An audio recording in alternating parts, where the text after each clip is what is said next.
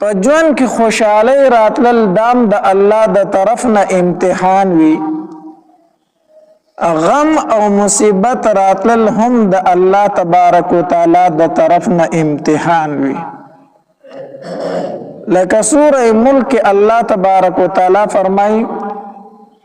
خلق الموت والحیات لیبلوکم ایکم احسن عملا.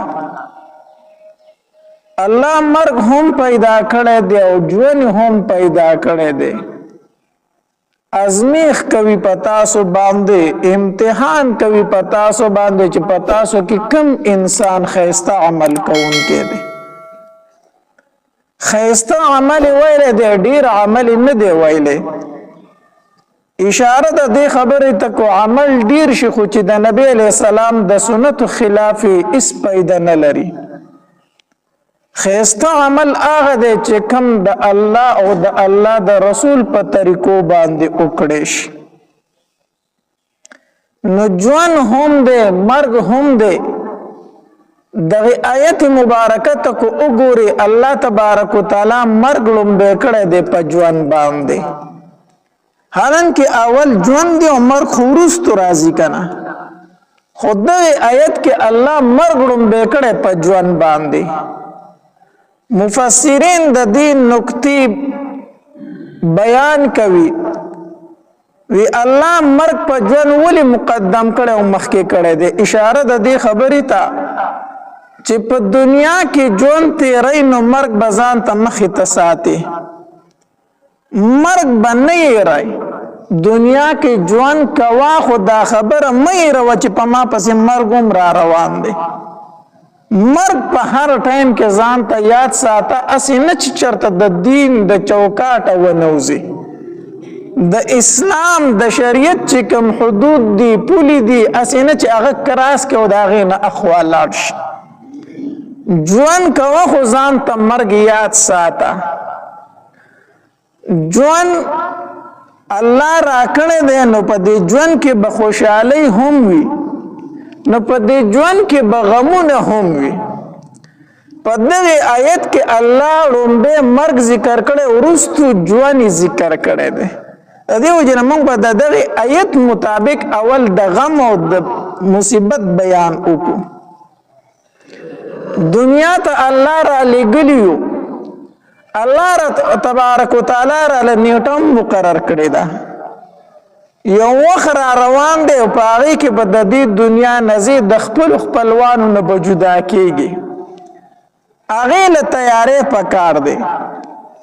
نو چې مرګ راځي نو ژوندو له څه کول پکار دي؟ دوی به څه کوي؟ غم خو به په هر کور کې راځي که نه؟ هر کور کې غم راتلونکی دی، دې ته به موږ ذهناً ځان تیار ساتو. هر کور کې غم او مصیبت راتلونکی دی. نو چې غم راځي نو آیا په دې کې طریقه د شریعت څه ده؟ نو حدیث مبارک کې راځي، نبی علیه السلام فرمایي کو چرته د یو انسان ځنکدن شروع دی حالت د مرګ کې دی، ژوندو له څه کول پکار دي په دې ټایم کې؟ نو حدیث مبارک کې راځي تاسو دغه کس ته تلقین د لا اله الا الله کوئ. کم خلک چې ژوندی دی نو د چا چې ځنکدن شروع دی د هغه په خوا کې د کیني او د لا اله الا الله کلمې تلقین دی کوي. تلقین د کلمې به څنګه وي؟ دته به نه وایي چې ته کلمه ووایه، ځکه هغه د ځنکدن په سختو کې دی، هغه د بیمارۍ په سختو کې دی. کو ته ورته ووایي شا به کلمه ووایه او شا به تلوار وکړه کلمه ووایه، هسې نه چې هغه په دغه ټایم کې د کلمې نه چېرته انکار ونه کړي. کو په دغه ټایم کې هغه د کلمې نه انکار وکړو چې نه وام کلمه، الله دې نه کړي هسې نه چې د کفر په حالت کې د دنیا نه لاړ شي. نو ته به هغه ته نه وایي چې کلمه ووایه، بلکې ته به په تیز آواز باندې کلمه د مړي د چا چې ځنکدن دی د هغه په خوا کې به وایي چې لا اله الا الله محمد رسول الله. دا کلمه به تیزه تیزه وایي. امید د رب نه دا دی چې د هغه په ژبه باندې دا کلمه جاري شي. حدیث مبارک کې راځي نبی علیہ السلام فرمایي لقنوا موتاکم تاسو خپل مړو ته تلقین کوئ لا اله الا الله په لا اله الا الله کلمې سره دا تلقین به ولې کوي ځکه حدیث مبارک کې راځي نبی علیہ الصلوۃ والسلام فرمایي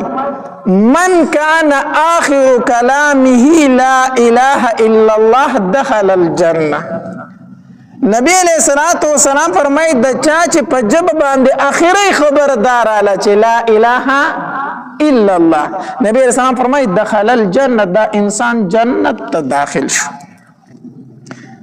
نو ته ورته په خوا کې په تیزه تیزه وایه لا اله الا الله کېدای شي د هغه په ژبه باندې شروع شي لا اله الا الله او دا د هغه اخري کلمه شوه بس دا انسان جنتي دی دا اخري خبره د هغه شوه دا انسان څه دی جنتي دی خدا نه کله کله موږ د یو مړي په خوا کې د یو انسان په خوا کې ناست یو د هغه په ژبه باندې کلمه رانشي اسمونه نه وي یا کله مون خبروم نه یو داغه د شپې ساختلې خلک سار خبر شي ما پاسه واغه مړو نو ته بس وای چې دا مسلمان نه دی نه دا مسلمان دی دا مسلمان دی کافر به هله او چې هغه د کلمې نه انکار کړی وي دا مسلمان دی سره د کلمې د دنیا نه تللی دی خو به هر حال طریقه دا ده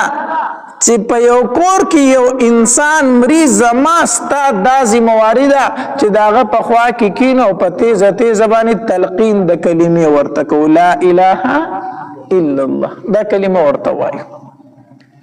کله چې دا انسان وفات شو دویمه طریقه بیا څه ده دویمه طریقه دا ده چې د هغه سترګې غړېدلې پاتې شي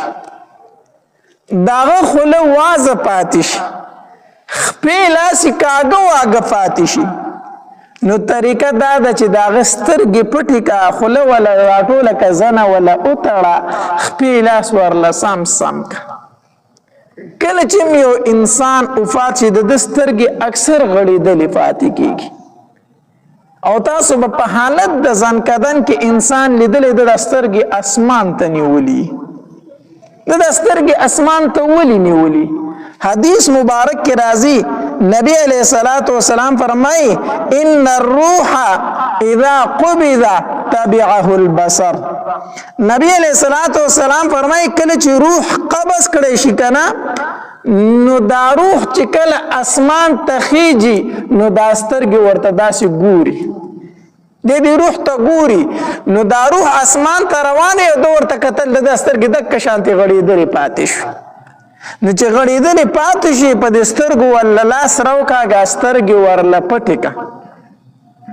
حدیث مبارک کې راځي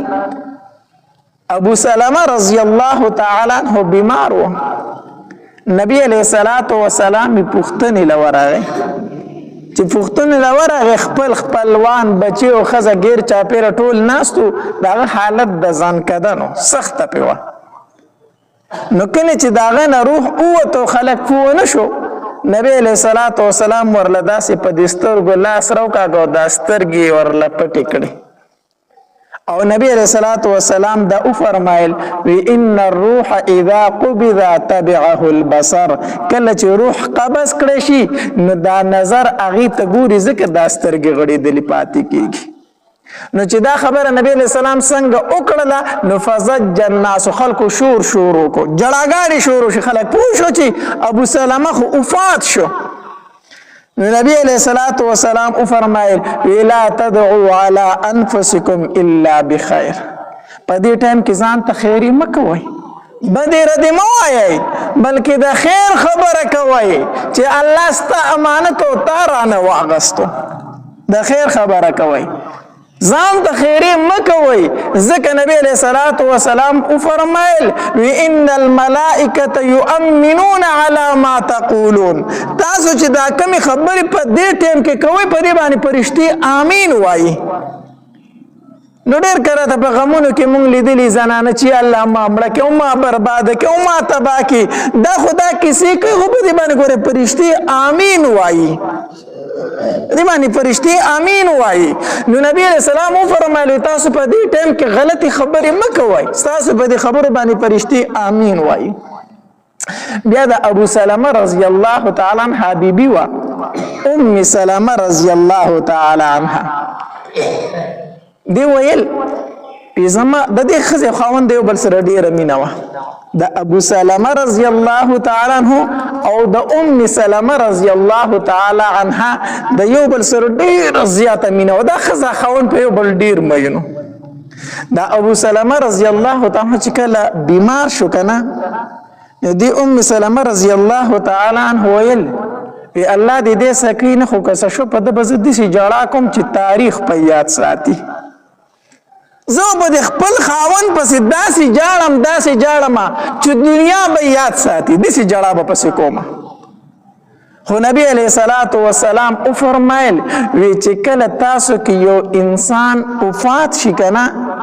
نو تاسو انا لله و انا الیه راجعون وایي او صبر کوئ. صبر نو چې ابو سلمه رضی الله تعالی عنه وفات شو، نو ما زه ژړا کوم. نو دلته راته د نبی علیہ السلام د حدیث مبارک روایت شو چې نبی علیہ السلام فرمایلی صبر کوئ، صبر کوئ، انا لله و انا الیه راجعون وایي. ما په دغه ټایم کې دکه کلمه وویله، انا لله و انا الیه راجعون. دا کلمه مې وویله او دا مې ووی چې الله ماله د دې نه بهتر راکړي. نبی علیہ السلام فرمایلی چې انا لله و انا الیه راجعون وایا او دا دعا کول الله نه چې ما ته د دې نه څه راکړه، ښایسته او غوره راکړه. دا مې ووی خو په زړه کې مې ووی چې د ابو سلمه غونته خاوند به ما ته چېرته میلو شي.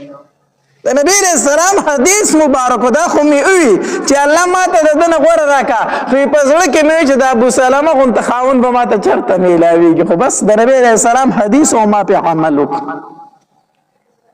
وی وخت تیر نه و څه موده پس ما ته د نبی علیہ السلام رشته راله،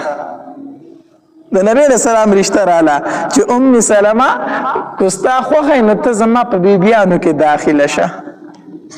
وی ما ولیدل چې د ابو سلمه نه د نبی علیہ السلام ډیر زیات غوره او بهتر خاوند ما ته الله نصیب کو چې هغه د دواړو جهانو سردار دی، د دواړو جهانو سردار دی. نو د دې وجې نه چې تکلیف راغی، مصیبت راغی، صبر کوا او انا لله و انا الیه راجعون وایا. او چې کله د صبر وکړو څه بدله به درته میلاویږي. الله تبارک وتعالی د هغې بدله ذکر کړي که نه، ان الله مع الصابرین. الله د صبرناکو ملګری دی. د یو نیک عمل متعلق الله دا نه دي فرمایلی چې زه دې ملګری یم. د یو نیک عمل متعلق الله دا نه دي فرمایلی چې دا عمل دی وکړو ملګری دې زه یم، بلکې د صبر متعلق دا ولی چې صبر دې وکړو نو زه دې ملګری یم. نو چې الله دې ملګری شو نو پاتې څه شو، بیا کمې د څه شي راغی. نو مصیبت پر راځي، غم پر راځي، تکلیف پر راځي، خو څه به وایي؟ انا لله و انا الیه راجعون وایي او صبر به کوي. نو حدیث مبارک کې راځي نبی علیہ الصلوۃ والسلام فرمایي وی چې کله د یو مسلمان بچې مړ شي او فرشتي ترې روح واخلي او دا فرشتي دا روح اسمانونو ته اوسي، نو الله تبارک وتعالی د دې فرشتو نه تپوس کوي وی اخذتم ولد عبدي، تاسو زما د بنده بچی نه روح واغستو، داغه نه خو داغه بچی قبض کو، زما د بنده نه تاسو بچی واغستو. فرشتي ورته وی الله او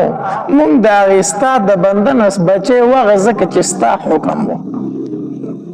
بیا ورته الله تبارک وتعالی فرمایي اخذتم ثمرة فؤاده، تاسو زما د بنده د زړه میوه وشو کوله، ځکه بچی چې دی دا د زړه میوه ده، دا د زړه میوه ده. نو تاسو زما د بنده د زړه میوه وشو کوله. فرشتي ورته وی او الله موږ ستا د بنده د زړه میوه وشو کوله ځکه ستا حکم و. بیا ورته الله تبارک وتعالی فرمایي زما بنده سوي تاسو چې داغه د بچی نه روح واغستو داغه نه خو داغه د زړه مې ور وشو کوله په دغه ټایم کې زما بنده څه وویلو فرشتي ورته وی حمدک واسترجع الله ستا حمد بیان کو واسترجعوا انا لله وانا الیه راجعون وی الله تبارک وتعالی فرمای سره د خپل علم چې الله ته فتح د بیان د فرشتو نه تفوس کوي ښا تاسو داغه د زړه مې وشو کوله تاسو داغه نه داغه بچی غستو په دغه ټایم کې ما زما حمد وی په دغه ټایم کې هغه ان لله و الا صبر کو فرشتو ته او الله ستا حمد بیانو الله تبارک وتعالی فرشتو ته او فرمایي ویلاړ شي په جنت کې یو محل او یو بنگله جوړ کړي یو محل جوړ کړي او یو بنگله جوړ کړي او په دې گیټ او په دې ورته اولی کړي بیت الحمد وسموه بیت الحمد اغه وسموه بیت الحمد اغه لنم بیت الحمد کې دی دغه بنگلې له دغه کور لره بیت الحمد نوم کې دی دا د هغه چا بنگله ده چې ما د هغه نه بچی واغسته هغه بیا هم زما حمد وي دا هغه چا کور دی دا هغه چا بنگله ده الله نو په هر ټایم کې به د الله حمد بیانای د الله شکر به ادا کوي علما یو واقع لیکلی ده او یو عالم او یو مولوی سیبو داغه زوی وفات شو بچی وفات شو دی په دې بچی باندې ډیر زیات مې نو هر سړی په خپل بچی باندې مې نه چې کله بچی وفات شو دی په هغه پسې ډیر غم جنو ډیر زیات پسې خاپاو د درس او تدریس پرې خود بیانونه پرې خودل سبقونه ویلې پرې خودل ځان له یو کوټه او پای کې بناستو جړل به خلک پریشان شو چیرې مولوی صاحب خود دین کاروم پرې خود به بچی پسې اوس د کوټې نه روزینه او د چا سره میلاویږي نه خلکو په ډیر وس وکړو خو د مولوي صاحب زړه ته اطمینان نه راته یو زنانه او خيار زنانه وه هغې ویلو تاسو ما د مولوي صاحب خواله لږه ورفرېږدئ زه د سره یو دوه خبرې کول غواړم بس مولوي صاحب نه اجازت وغوښتی شو یو زنانه د ستا د ملاقات خواهش لري راتلی شي وی رادې شي دا زنانه لاړه وی مولانا صاحب یو مسله ده د هغې تپوس درنه کومه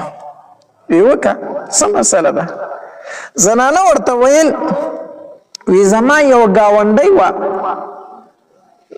نو زمون خادي و ما د هغې نه سوالي کالی واغستو یو خادي و هغې لتلم د زنانو دا عادت دی د یو بل کالي ور واچوي نو زه یې خادی لتلم نو د هغې نه مې سوالي کالی واغستو والی وي یا ارسه و د سرو مهر هغه مې ترې واغستو خو د یوې ورځې دوه ورځو دپاره مې ترې اخیستی و خادي پکې ما تیره کړله بیا هغې زنانه م څه ونه ویل او ما م څه ونه ویل کالي زما سره پاتې شو ها وخت تیرېدو کلونه پکې تیر شو هغه کالي ما کلونه استعمال کو چې په کلونو مې استعمال کړو اوس راپسې هغې زنانه سوال جواب کړي دي چې زما هغه کالي ما ته حواله که خو زما د کالي نه اوس زړه نه کېږي زه یې ولې نه ورکوم زړه مې دې نه کېږي ځکه دومره وخت ما استعمال کړی دی نو هغه مولانا ورته غوسه شوي عجیبه ښځه نو هغې درله کالی درکړی د یوې ورځې دپاره او هغې څه ونوې تا په کلونو باندې استعمال کو دومره وخت دې استعمال کو او اوس چې درنه غواړي د هغې شکر نه ادا کوي نو موټکرې پې شوې ورکوي نه اوسو دا ته څه عجیبه ښځه هغې ته د هغې کالی ولکه او شکر یې ادا کړه چې د دوه ورځو اغستې و سوالي او تا را سره په کلونو پاتې کو هغې زنانه ورته وي مولانا صاحب الله دې ستا په حال باندې رحم وکړي چې دا مسله ما ته بیانوي نه په دې مسله اول په خپله هم سوچ وکړه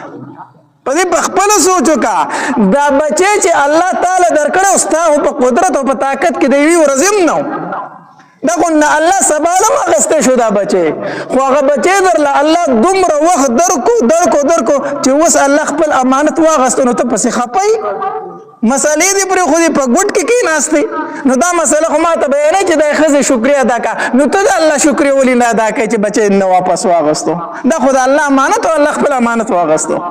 او د مولانا صاحب سر خلاص شو چې ښځې خو ډېر زه ښه پوه کړم مسله هغې ته بیانوم په خپله مې پې عمل نشته دی نو مولانا صاحب د هغې ځای نه توبه ویسته او وروته خپل درس او تدریس دوباره شروع کړو مقصد می داو چې غم برازي مصیبت برازي خو د الله شکر به په هر حالت کې ادا کوي د الله شکر به ادا کوي او چې کله په کور کې غم راغی نو بیا پسې جړه او پریاد کول چغې وهل ویر کول دا په شریعت کې ممنوع دي حدیث مبارک کی راضی نبی علیہ الصلوۃ والسلام فرمائی وی صوتان ملعونان فی الدنیا والآخرہ دو आवाज لري چې دا الله ته په دنیا او په آخرت کې ډیر زیات ناخوښه دي لعنتی आवाजونه دي لعنتی आवाजونه الله دې ډیر زیات نفرت کوي دو आवाज دي کم کم نبی علیہ الصلوۃ والسلام فرمائی یو आवाज د ټنګ ټکور د گانو بجانو आवाज د ټنګ ټکور आवाज د الله ته ډیر زیات ناخوښه دی لعنتی आवाज دی الله دې زموږ په حال رحم وکړي او دویم نبی علیہ الصلوۃ والسلام فرمایي د ویر आवाज په خادای کې د ټنګ ټکور आवाज او په غم کې د ویر आवाज د الله ته ډیر زیات ناخوښه आवाजونه دي او لعنتی आवाजونه دي الله تبارک وتعالى ته ډیر زیات نفرت کوي الله دې زموږ په حال باندې رحم وکړي الله تبارک وتعالى فرمایي دا لعنتی आवाजونه دي او مونږ پښتانه سوای زمون پښتانه وای وی غم په ویر او خادي په ټنګ ټکور خیسته کیږي هغه خادي د چې ټنګ ټکور پکې نه هغه غم د چې ویر پکې نه وي نو مو وایو خادي په ټنګ ټکور او غم په ویر باندې خیسته کیږي خادي په ټنګ ټکور نه خیسته کیږي په دې ټنګ ټکور د ځانوم برباد کو د کور نه د برکتونم ختم کړو څومره غوبل په دې خادي کې وی کنه دا څومره ټنګ ټکوري کنه میاش بعد معلومات کو خواخي انګور یو بل تلاندې وتی صحیح شو بیا وی دا څه بلا را در نکړه خو چې راوستي می کنه په کور کې می غوبل جوړل نو غوبل به جوړلې په کوم ورځ چې تار اوسته تار د رحمت پرشتي د کور نه لېګلې وي ستا په کور کې هغه درس غوبل جوړ چې تا په شریعت پیژندم نه تا اسلام پیژندم نه نو د کور نه دی پرشتي د واده په ورځ رخصت کړي نو اوس خامخه د انګور نه بدرته بلا جوړي وسنو دا لعنتی आवाजونه دي ته دینه فریض پکار دی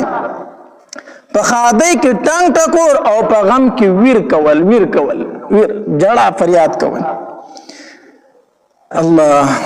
حدیث مبارک کے راضی نبی علیہ الصلوۃ والسلام فرمائی من ضرب الخدود وشق الجيوب ودعا بدعوة الجاهلیہ نبی علیہ الصلوۃ والسلام فرمائی وای زما امتی نه دغه انسان کو ناری نه دی او کو زنانه د زما د امت نه د سر دینا کم انسان چې په غم کې مخونه وخی په غم کې څه وخی مخونه وخی وشق الجيوب او د ځان نه کپړې شلې ودعا بدعوة الجاهلیه او د جاهلیت هغه چغې وي بس الله زه دې لیدلی ومنو زما بچی دې لیدلی نو د بل چا دپاره غم نشته خو ما دپاره غمونه دي نو د جاهلیت چغې وي نبی علیه الصلاة والسلام فرمایي دا زما د امت نه د سره دی نه دغه انسان حدیث مبارک کے راضی نبی علیہ الصلوۃ والسلام فرمائی وی کم زنانه چې په غمونو کې ویر او دا مړه شوه نو نبی علیہ الصلوۃ والسلام فرمائی په میدان محشر کې به د دې په بدن باندې د ګوګړو جامې وي د ګوګړو جامې به وي دا ګوګړ چې دي که نه دا ډېر ناکاره څیز دی یو ورم زیات کوي دویم په بدن پورې د ربړ غونتان خلیمو او دریم بدبویم ډېره زیاته کوي نو کمی زنانه چې په غمونو کې ویر د قیامت په ورځ باندې به د هغې په بدن پورې ګوګړ انختی وي الله دی فنا راکی. نبی علیہ الصلوۃ والسلام فرمائی وی اربع فی امتی من امر الجاهلیه، سلور خبری داسې دي، سلور خبری چې زما په امت کې دا د جاهلیت هغه خوونه را روان دي.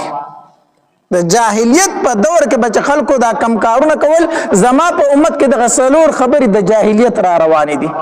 کمی کمی یو نبی علیہ الصلوۃ والسلام فرمائی الفخر فی الانصاب، په نسب باندې فخر کول. نسب باندې څه کولو؟ فخر کول. زه خو پلان کې منو، زه خو پښتون یم منو، زه خو ډینګې منو. دې خبرو له اعتبار نشته دی. ان اکرمکم عند الله اتقاکم، د الله په نسبت باندې غورواله او ښکتواله په تقوا سره دی. چې څومره در پکې تقوا دومره د الله په نسبت باندې ته اوچت وي، او چې تقوا در پکې نه و ته د دنیا بادشاه دی. ولې نه د الله په در کې ستا د سر قیمت د ماشي د وزر هم نشته، د ماشي د وزر هم نستا قیمت نشته. ته خو وایې زه د کلي ملک یم، پښتون یم، پلانکې یم، ډینګې یم، خو چې فاسق او فاجر د الله په دربار کې د ماشي د وزر نه سپکې. ځکه د الله په نسبت باندې معیار د اوچتوالي چې دغه تقوا ده. نو الفخر فی الانصاب، فخر کول په نسب دا جاهلیت خبرې دي، او نبی اسلام فرمایي دا زما په امت کې را روان دي. دویم نبی علیہ الصلوۃ والسلام فرمایي والطعن فی الانصاب، په نسب باندې طعن لګول. مړه دا ماته خبرې کې کسبګر سړی دی، سړی دته وګوره، خبرو ته وګوره، زمونږ دا خبرې دي که نه. طعن کول په نسب باندې دا خو کمزوري خاندان والا دی، او کمزوری سړی دی، دی ماته خبرې کوي. دا د جاهلیت خوی دی، در جاهلیت خوی دی. او دریم نبی علیہ الصلوۃ والسلام فرمایي والاستقاء فی النجوم، باران معلومول پستور سره. دا د جاهلیت طریقه وا چې باران به وشو نو مسلمانانو به وي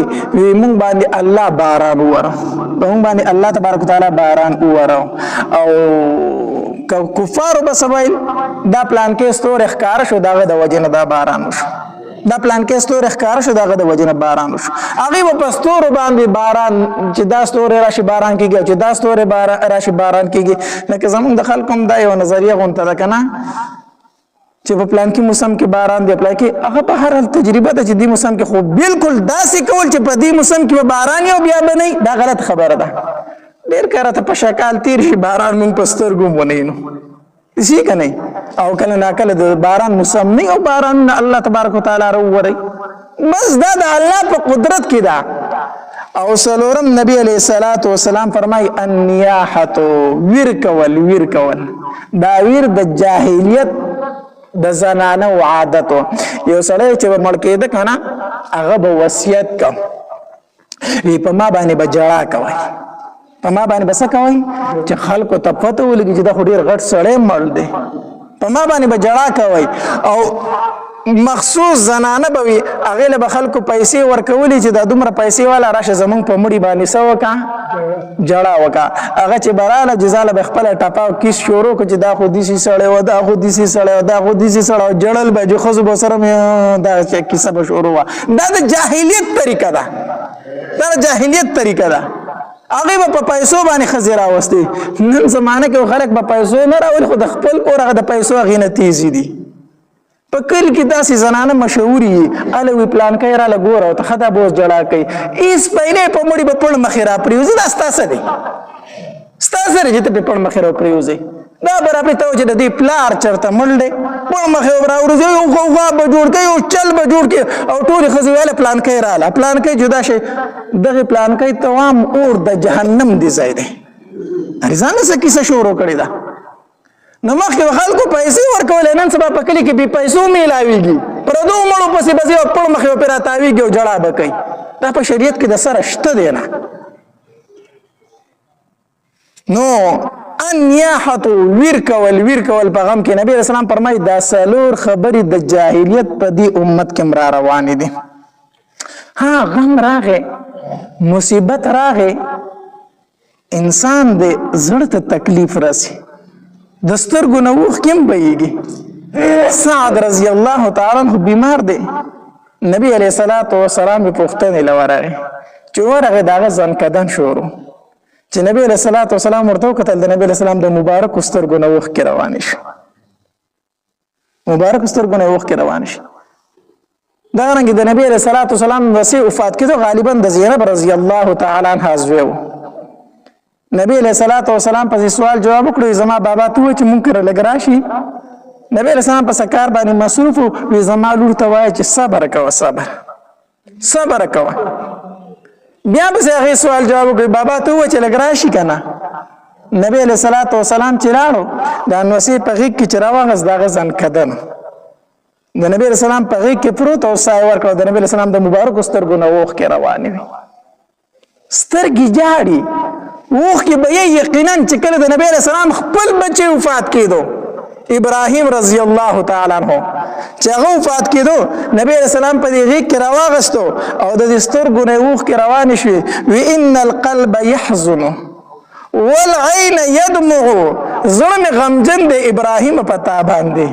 او د سترګو نه مې بې اختیاره اوښ کې روانې دي. ابراهیم ستا په جدای باندې ډېر زیات غمجن یم خفه یم در باندې خو مونږ به هغه وایو چې کوم مونږ ته الله حکم کړی دی. سترګو نه اوښ کې یقینا بهیږي زړه یقینا غمجن وي. د دې اجازت په شریعت کې شته دی خو دا کریکې واله او دا چغې واله او ځان له مخونه راشو کول او ګریوانونه شلول دا په شریعت کې نشته دی. او حقیقت دا دی که نه چې کوم انسان په حقیقت کې غمجن وي که نه د هغه نه خبرې هم نه کېږي. هغه چېرته ځان له یو سیټ ته ناست دی د هغه به صرف د سترګو نه اوښ کې بهیږي. غمجن انسان تاسو ټول عمر وګورئ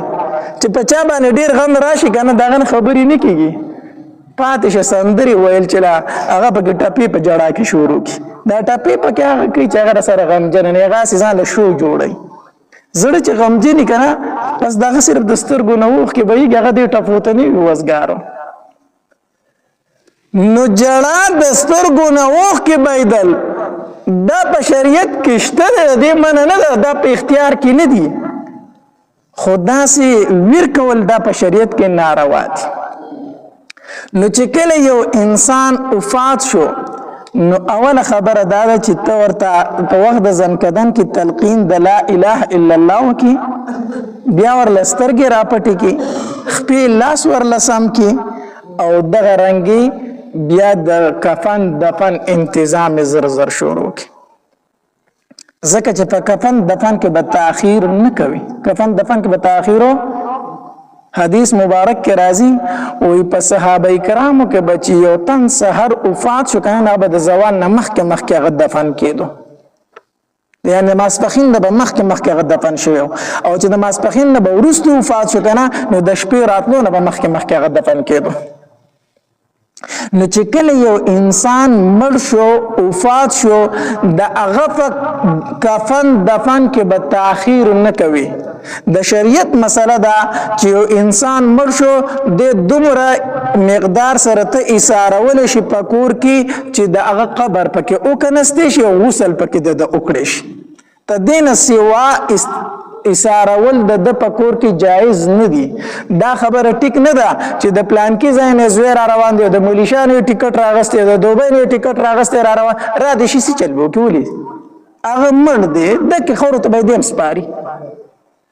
د ایثارول بیا دومره جایز نه دي. حدیث مبارک کې راځي نبی علیه الصلاۃ والسلام فرمایي وی چې کله د یو انسان نه روح ووتو ته د په دفن کې تاسو تلوار وکئ ځکه کو چېرته دا جنتي دی که نه نو خپلو نعمتونو ته یې زر تر زره ورسوئ او کو دا هم بدعملی دی نو دا خو بیا یو مرداره ستاسو په ولو پرته ده زر یې د دې نه ورته وکئ د دې ولو نه یې زر کوز کوئ بیا لرې کوئ کو نیکمال خپلو نعمتونو له به لاړ شي او کو بدعملی تاسو به ترې نه خلاص شه. د دې ایثارول بیا جایز دومره نه دي. نبی علیه الصلاۃ والسلام علی رضی الله تعالی عنہ ته وصیت کړو وی علی فدریو سیزونو کې به تاخیر نه کوي پدریو سیزونو کې به رستواله نه کوي تاخیر به نه کوي. کم یو نبی علیه الصلاۃ والسلام فرمایلیو وی الصلاۃ اذا حضرت کله چې د مونځ ټایم راغی که نه نو په دې کې به وروستوالی نه کوي دا نه چې ورګه کومای دا خو د منافق مونځ دی نبی علیه الصلاة والسلام فرمایي د منافق مونځ داسې که نه چې کله ټایم په تېرېدو شي نو راشي دی څلور ټونګې ووایي د چرګ په شان بیا یو څلور ټونګي ووایي ځان د مانځه نه خلاص کړي دا مونځ د منافق دی چې کله د مونځ ټایم راغی جومات ته مسجد ته ځان په ټایم باندې رارسوه په دې کې به تاخیر نه کوي دویم نبی علیه الصلاة والسلام فرمایلی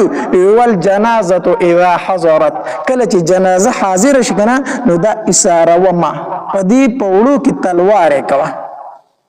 کور کې دا مه ایساروه او دریم نبی علیه الصلاة والسلام فرمایلی وی پیغله جینۍ فکور کې د جینۍ پیغله شوله دا ځان ته هسې مه کېنوه مناسب رشته ورته کوم ځای کې میلاو شوه هلته یې ورکه نن مصیبت دا دی وی ورګه دی خو لا تعلیم نه دی پوره کړی ورګه دا خو به شپاړسم کوي او ورګه دا خو به امپل کوي ورګه زه لا ډاکټره جوړوم نو چې ډاکټر ته جوړیږي ته په دې منځ کې نکاح کړی چې هغه ډاکټر شي هغه دا تاره له څه شي کتلی در سره کوم نو زه بس پخپله خوښه کوم داسې که نه د خو له نکاح د مخکې نه کړي خو دې ورګه زه ډاکټر جوړوم نو چې ډاکټر ته جوړه کړي هغه دا تاره له څه شي کتلی زه بس پخپله خوښه کوم نو مصیبت کې ګیر شي دا ولې تا د نبي علیه السلام په حدیث عمل ونه کړه چې دا پیغله شوی وي تا ته تپوس کړی وي پلانکی ځای کې ستا رشته کوم ته پې رضا یي کو دې وي او ورې کا کو دې وي نه بله مناسب رشته وله وګوره دا د شریعت موافق خپل غم هم جوړول پکار دي خپل خادي هم جوړول پکار دي نو نبی علیه الصلاة والسلام په اووم کال د هجرت باندې د عمرې د پاره روان شو چې دې ته عمرة القضا ویلی شي او دا هغه عمره وه چې په شپږم کال د هجرت باندې کافرو دوی منع کړي وه او صلح یې ورسره کړې وه چې هغې ته صلح حدیبیه ویلی شي نبی علیہ الصلوۃ والسلام چې څنګه د ذوالقعدې میاشت ولیدله صحابه کرامو ته ویل وی راځئ چې ځو او پروس کلمه سره چې کم کسان عمرې روان شو هغې کې به یو تن هم نه پاتې کېږي ټول راځئ زما سره تقریبا د نبی علیہ الصلوۃ والسلام سره 2000 کسان روان شو عمرې له د مدینې منورې نه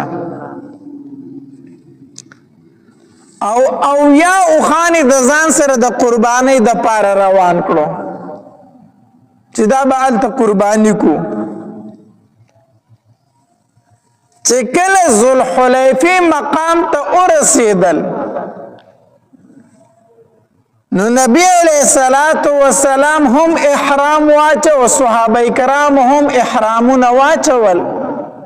او نبی علیہ الصلوۃ والسلام تلبیه ولا لبیک اللهم لبیک لا شریک لك لبیک ان الحمد والنعمت لك والملك لا شریک لك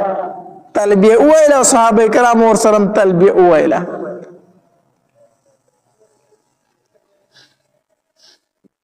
روان شلو خود حدیبی په شرایطو کې یو شرط دا لیکل شوی و چې اسلحه به د ځان سره نه راوړی نبی علیہ الصلوۃ والسلام احتیاطاً د ځان سره اسلحه اغستې وه ځکه د کافرو په خبره باندې هېڅ اعتبار نشته دی دوی خو وایي چې موږ به درته څه نه وایو خو که اوس ووایي راته نو بیا نو احتیاطاً د ځان سره اسلحه اغستې وه خو چې مکې مکرمې ته ور داخلېدل نو په بطن مقام کې هغه اسلحه هلته پرېښودله ځکه چې نبی علیه السلام سره په دې خبره دستخط کړو چې موږ به اسلحه نه درړو نو مکې ته د ځان سره اسلحه ونړله خو بطن کم مقام چې هلته اسلحه کېښودله احتیاطاً او 200 کسان یې ورته پرېښودل چې تاسو د دې اسلحې خیال ساتئ او د نبی علیہ الصلوۃ والسلام سره 1300 کسان روان شو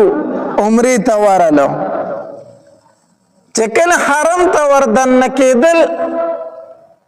نبی علیہ الصلوۃ والسلام چې په کومه اوخه باندې ناستو د هغې نوم قصواو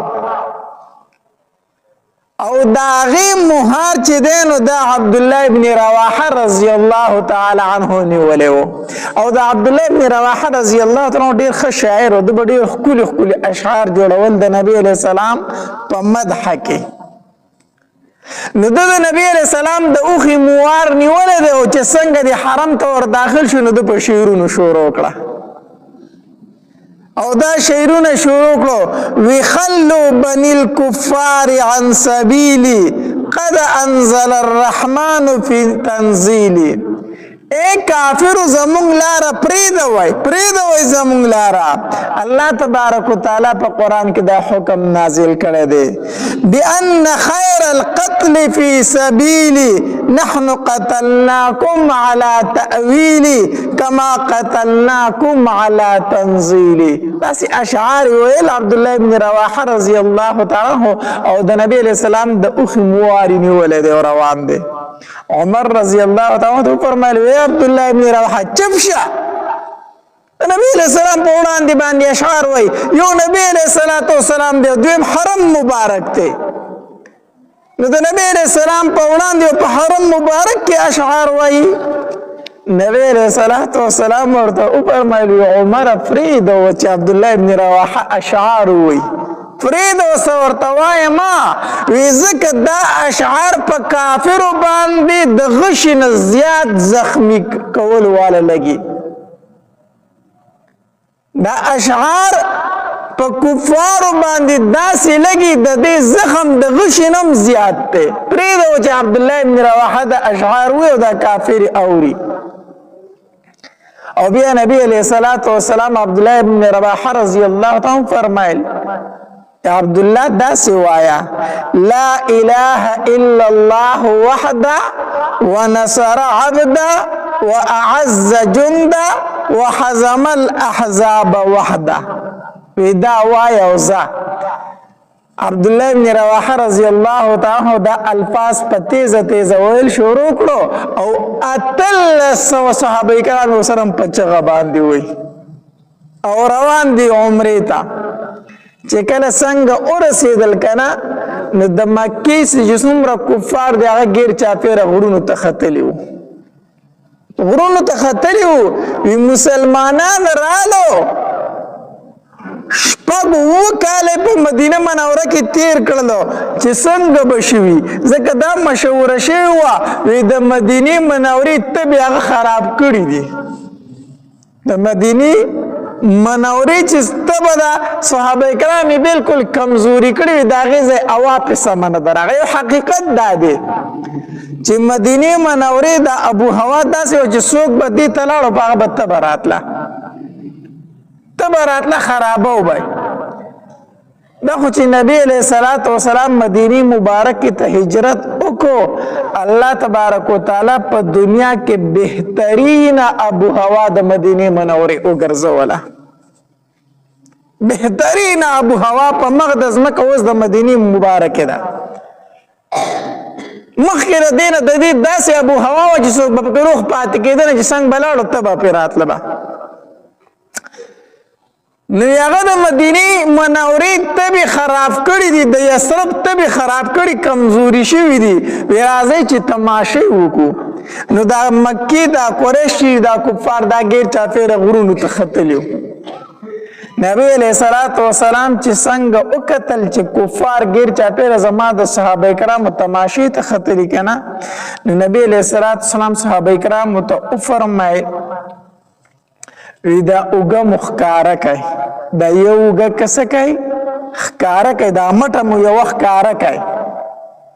دا یوه مټه ورته ښکاره کوي دا ښی اوږه به ښکاره کوي که نه احرام د دې لاس ته لاندې چې به چپ طرف باندې ور واړوي وی دا ښی مټې ورته ښکاره کوي دا ښی اوږې ښکاره کوي چې ستاسو مټې ویني چې لږ روب پې پرېوځي هغوی خو وایي چې صحابه کرام ختم شوي دي، کمزوري شوي دي، بیمارو خراب کړي دي. نبی علیه السلام وفرمایل وی دا ښی مټ او ته ښکاره کوي چې ویښ ونی چې مونږ کمزوري نه یو، طاقتور یو. او بیا نبی علیه السلام وفرمایل وی شابه طواف کوئ خو اوږې وښئ، نږدې خپې ږدئ، داسې اوچت قدمونه اخلئ او داسې منډه غونته وښئ، لاسونه وښئ داسې. ته رمل ویلی شي که نه؟ رمل ته ویلی شي. وی په داسې نږدې قدمونه ږدئ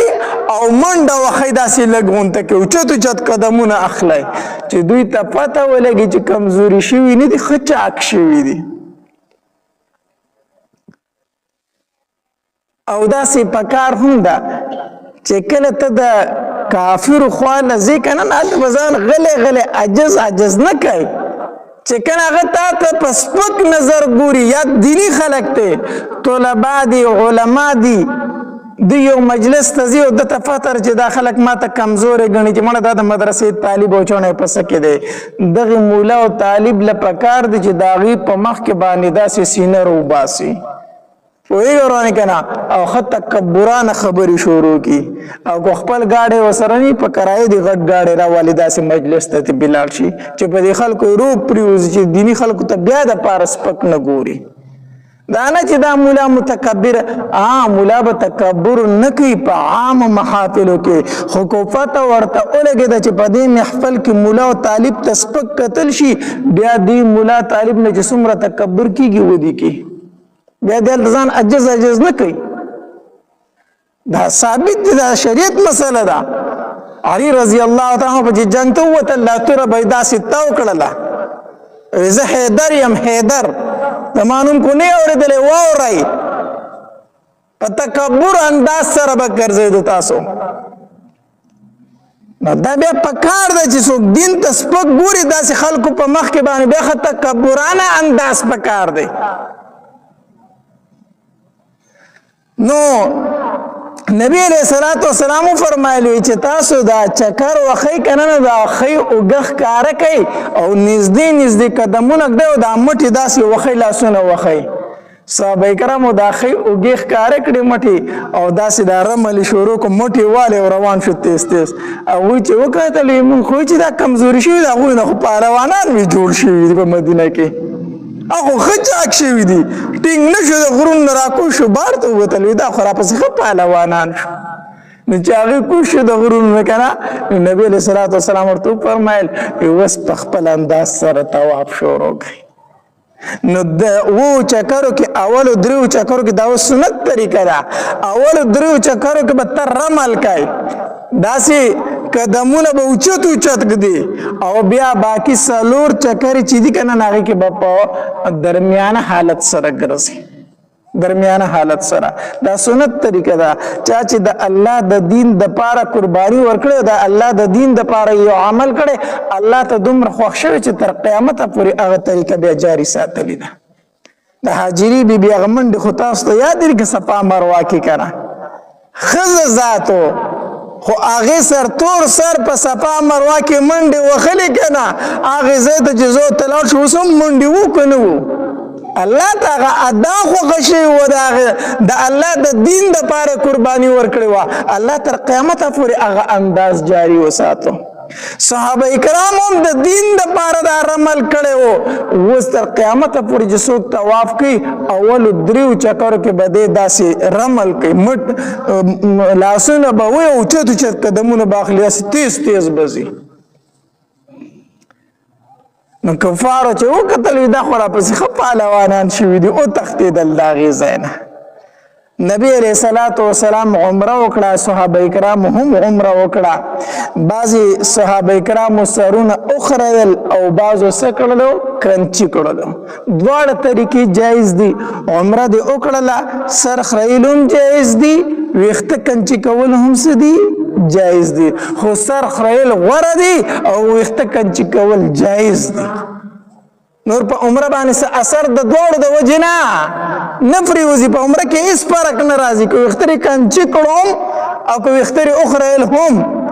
یو حلق دی یو قصر دی دواړه جایز دي نو بعضې صحابه کرام سرونه وخریل او بعضو ویښته څه کړلو کنچې کړدو الله تبارک وتعالی آیاتونه نازل کړو لقد صدق الله رسوله الرؤيا بالحق لتدخلن المسجد الحرام ان شاء الله آمنين محلقين رؤوسكم ومقصرين نبی رسول الله خوب لیدلو کنه چې موږ عمره وکړه زما بعضې ملګرو سرونه وخریل او بعضو څه کړلو کنچي کړلو نو منافقین بیا په شپږم کال د هجرت وی په صلح حدیبیه کې وی چې موږ عمره وکړه کم دا خو د لارې نه واپس کړو عمره وکړه نو په اووم کال باندې چې عمره وشول الله تبارک وتعالی وفرمایل د الله پاک پیغمبر ستا خوب مې رښتینی کو عمره خو وکړله او بعضې ملګرو سرونه وخریل او بعضو څه کړلو کنچې کړل ستا خوب د الله پاک پیغمبر ما رښتینی کو او د خوب دا خبره هم ده چې خوب دې ولید دا لازمه نه ده چې سبا له ته د هغې تعبیر وینې پوهېږې ورانه که نه خوب کله ناکله تعبیر زر ښکاره شي او کله کله پکې کلونه ولګي او پس د کلونو بعد هغه خوب تا ته ښکاره شي نو کله پکې ټایم لګي او کله زر هغه خوب سړي ته ښکاره شي بهرحال نبی علیه الصلاة والسلام چې عمره وکړه صحابه کرام عمره وکړه کوم 200 کسان چې نبی علیه الصلاة والسلام اصلحي تفریح بیا هغې ته وویل اوس تاسو لاړ شئ عمره وکئ بیا هغې راله هغې عمره وکړله چې کله عمره یې وکړله نبی علیه الصلاة والسلام پکې د میمونه رضی الله تعالی عنها سره نکاح وکړله مقام صرف کې مقام صرف کې نبی علیہ الصلوۃ والسلام د میمونه رضی الله تعالی عنها سره نکاح وکړه چې دا غي سره نکاح وکړه بیا نبی علیہ السلام په مکه کې سورځ ایثار شو نو چې 3 ورځې څنګه پوره شوې کنه نو د مکی مشرکین په سوال جواب راولېګل وی تا ته موږ 3 ورځې ټایم درکړی وو هغه 3 ورځې ستا پوره شوې د مکې نه وځه خپل ملګري ته د مکې نه څه اوزا نبی علیہ الصلوۃ والسلام ورته فرمایل کومال لګون ته کې مهلت راکې کنه ما د میمونه سره نکاح وکړله زه به تاسو له ولیمه وکم زما د نسب خلک خپلوان مې نو زه به تاسو له ولیمه وکم زما به لږ ډوډۍ تاسو وخورئ هغې ورته ډېر په بدو الفاظو جواب ورکو وي موږ ستا ډوډۍ نه د پکار خو ته د مکې نه وځه موږ ستا ولیمه نه قبلو ستا ډوډۍ نه قبلو ته د مکې نه وځه نبی علیہ الصلوۃ والسلام د مکې مکرمې نه روان شو او بیا چې کله مقام صرف ته راغی کنه نو هلته نبی علیہ الصلوۃ والسلام دعوت د ولیمې وکړو د میمونه رضی الله تعالی عنها نو ګوره نکاح په مقام صرف کې وشوله بیا ولیمه هم په مقام صرف کې وشوله او اتفاقی خبره دا وه چې د نبی علیه الصلاة والسلام د رحلت نفس میمونه رضی الله تعالی عنها راتلنه مکې ته د مدینې منورې نه او په دغه مقام صرف کې ناجوړه شوه او هلته وفات شوه اکه مقام صرف کې بیا وفات شوه هلته اوس قبر مبارک هم دی د مدینې منورې نه 100 کیلومتره پس چې راشي کنه نو دغلته کې یو ځای د چاردیوالي تېنه تاو ده بعضې کسانو پې لیکلي هم دي چې دا د میمونه رضی الله تعالی قبر مبارک دی نو نکاح چې کوم ځای کې شوی و هلته ولیمه مقام صرف کې شوه او اتفاقي خبره و دا وه چې هلته وفات شو هلته دفن هم شوله میمونه رضی الله تعالی عنها کله نبی علیه الصلاة والسلام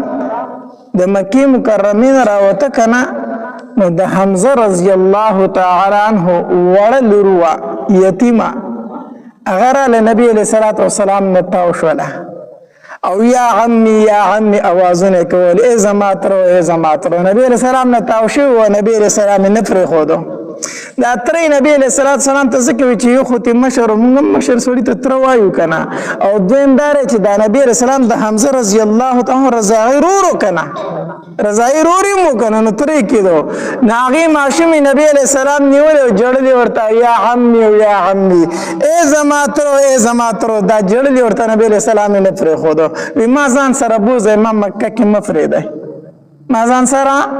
بوځئ علي رضی الله تعالی ورمنډه کړه نو دا ماشوم یې په غېږ کې روچته کړه چې روچته کړه که نه وي دا به زه ځان سره بیام او دا پالنه به یې زه کومه دا به زه بیام زه به یې پالنه کومه نو جعفر رضی الله تعالی ته وفرمایل وي دا به زه بیام په دې پالنه به زه کومه نو زید ابن حارثه رضی الله تعالی وفرمایل وي دا به زه بیامه په دې پالنه به زه کوم نو درې صحابه کرامو د درې واړو پرې جګړه شوه علي رضی الله تعالی ویل وی دا خو زما د تره لور ده حق ما ته حاصل دی زه به یې پالم زما حق دی چې زه جعفر رضی الله تعالی ته وفرمایل وی زما هم د تره لور ده او دویم دا دی چې د دې خاله زما په نکاح کې ده د دې د مور خور چې کومه ده هغه زما په نکاح کې ده زه حقدار یم زه به یې پالم او زید بن حارثه رضی الله عنه فرمایل وی حمزه خو زما اسلامی رورو حمزه زما اسلامی رورو زه یې تره کېږم زه به یې پالمه ګوره دا د صحابه کرامو مینې محبت ته د یو بل سره ګوره حمزه رضی الله عنه شهید شوی په جنګ بدر کې په غزوه احد کې او شهید شوی په غزوه احد کې هېڅوک نو یتیمه ماشومه وه پر دې ماشوم څوک رالی وي چې زه به یې کفاله کومه د دریو صحابه کرامو کې جنګ دی یو وایي دا یتیمه به زه پالم بل وایي زه به یې پالم نبی علیہ الصلوۃ والسلام له فیصله رااله نبی علیہ الصلوۃ والسلام ورته وفرمایل دا ماشومه به جعفر له ورکو دا به چا له ورکو جعفر رضی الله تعالی حقدار دی دا به هغه له ورکو وی علي دا درته ورکه هغې وی ولې د الله پاک پیغمبره مونږه نبی علیہ الصلوۃ والسلام ورته وفرمایل وی د دې خاله چې د ترور چې د هغه د جعفر په نکاح کې ده او خاله په مثل د مور ده خاله په مثل د څه شي ده د مور ده څنګه حق چې د مور دی داسې حق د مور د خور هم دی نو د جعفر په نکاح کې د دې ترور د هغه د دې ښه کفاله کولی شي د دې جنا یو صحابي نبی علیه الصلاۃ والسلام لره که نه وی د الله پاک پیغمبره زه ستا سره جهاد لزمه نبی علیہ الصلوۃ والسلام ورته وفرمایل وی لاړ شه د مور خدمت وکړه وی د الله پاک پیغمبر مور خو مې مړه ده نبی علیہ الصلوۃ والسلام ورته وفرمایل وی ترور دې ژوندۍ ده د مور خور دې ژوندۍ ده او وی د الله پاک پیغمبر خاله خو مې شته وی لاړ شه د هغې خدمت وکړه هغه په مثل د مور ده هغه په مثل د څه شي ده د مور ده نو کم حق چې پتا د مور د وفات شو اک شانت خدمت د مور د خور کوخه د خاله شانت خدمت کوه دا په مثل د مور ده دا رنګ پلار د وفات شوی پلار دی نشته دی تره دی موجود دی نبی علیہ الصلوۃ والسلام فرمای العم سن ابیه تره چې دی دا په مثل د پلار دی د پلار کوم حق چې پتا باندې د پلار دی دک حق پتا باندې د تره دی تر خو پلار دی تر به څنګه د وراره دپاره بده خوښه کړي خوښولی شي سوال نه پیدا کېږي چې خوښه کړي زمونږ معاشره مونږ دې ځای ته رسولې ده چې د تره زوی ته تربور د تربور زوی او تربور تره ته تربور دا مونږ دې ته رسولې دی نبی علیہ الصلوۃ والسلام فرمایي وایي تره دې په مثل د پلار دی مونږ وایي نه تره خو تربور دی داسې ده که نه ده مونږ کم طرف ته رواني شریعت څه وایي او مونږ څه وایو نبی علیہ السلام فرمایي وایي د پلار چې د څنګه خیال ساتو دکه شانتې د تره ساته دا خو ستا پلار دی مونږ وایو نه نه تره خو زما تربور دی دا په کور کې مونږ دا خبرې جوړې کړي د کشرانو په ذهن کې مونږ دا خبرې اچولې دي دا خبره یاد وساته مونږ د کشرانو په ذهن کې اچولې دي الله دا ګوره ماشومان سبق د کور حاصلې خان کور کې چې کوم خبرې کېږي اکه ماشومان بیا کوي د دې وجې نه کم بچی چې د پلار قدر نه کوي سپک ورته ګوري که نه پوه شه چې دې سړي ته ښځه سپک ګوري کم بچی چې ماشومانو چې پلار ته سپک کتل که نه نو دې سړي ته به ضرور ښځه سپک ګوري ځکه دې بچو دا تربیت د چا نه حاصل کړی د مور نه حاصل کړی نو مور د خاوند ته چې بدې ردې وي او سپکې خبرې ته کوي که نه اکه خبرې ورته بیا بچي هم کوي کم ښځه چې خاوند ته درون ګوري سوال نه پیدا کېږي چې د دې سړي بچي درته سپک وګوري داسې ده یا د کم کور ماشومانو چې تا ته سپک کتل که نه پوه شه چې په دې کور کې زما بدي بیانېږي ځکه دا ماشومان ما ته سپک ګوري دا خبره دا سبق یاد وساته د کم کور ماشومانو چې تا ته سپک کتل پوه شه چې په دې کور کې زما بد بیانېږي ځکه دا ماشومان ما ته سپک ګوري ماشومان هغه خبرې کوي کوم چې په دې کور کې کېږي دوی د هغې کور نه تربیت اخلي نو مونږ وایو تر تربور دی دا خبر در کم ځای نه اخیستې ده دا د کور نه اخیستې ده په دې کور کې د تر بد بیانېږي نو ځکه دی وایي تر زما تربور دی په دې کور کې د ماما صفت بیانېږي نو ځکه دا ماشوم وایي چې زما څه دی نو زما ماما دی